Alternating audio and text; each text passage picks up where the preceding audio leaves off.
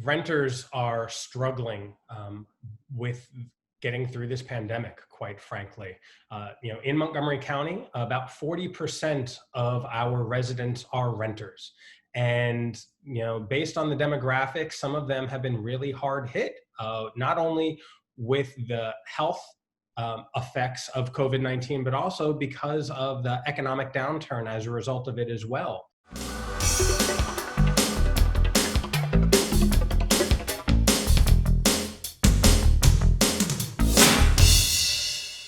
We've really had a double whammy here in Montgomery County, trying to make sure that people do not get sick, and then also if they get sick, that they're able to stay in their homes.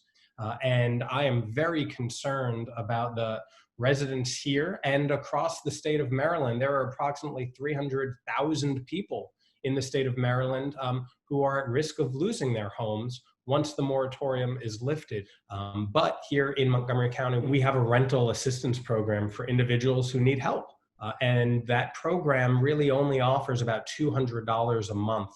And there's a long wait list. There's a wait list of about 2,000 people.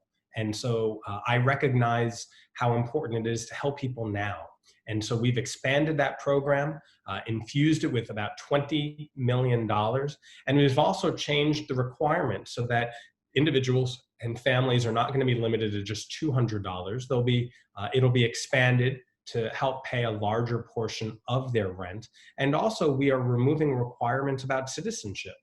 So if you are not an American citizen, or even if you are undocumented, living here in Montgomery County, you and your family can apply for rental assistance, because we don't want anyone experiencing homelessness. And here in Montgomery County, we're home to 4 of the 10 most diverse communities in the country. And we welcome our diversity. And so we want to make sure that we are good to all of our neighbors and providing them with financial support during this terrible economic and health crisis.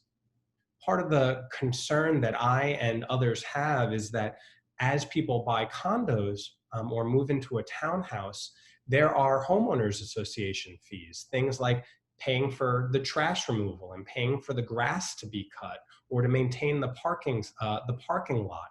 And during the Great Recession, we saw that as people lost their jobs and the economy took a downturn, that these common ownership communities were struggling financially, that they didn't have enough money for trash removal, and they didn't have enough money to mow the lawn or to keep up their infrastructure.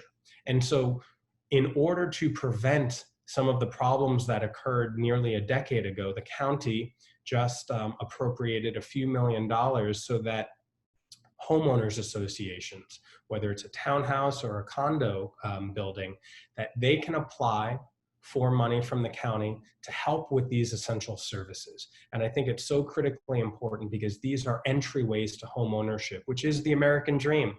And we want to make sure that the American dream is alive for as many people as possible.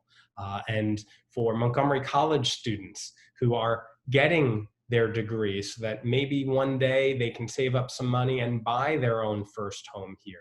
We want to make sure those homes are available. And so that's why we're providing funding to make sure those communities survive this economic downturn.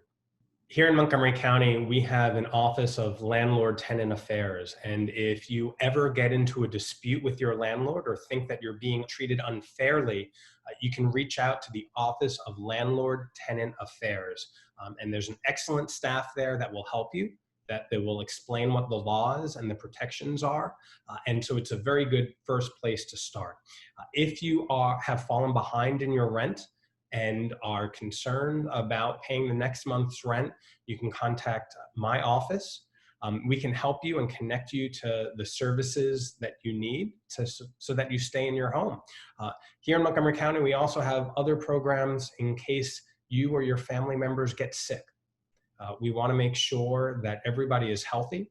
And so we have a Latinx health team, and we have an African American health team, and an Asian health initiative as well. And all of these different networks are going into the community to provide resource, provide testing, and provide next steps to make sure that everybody is healthy and that we safely get through this pandemic.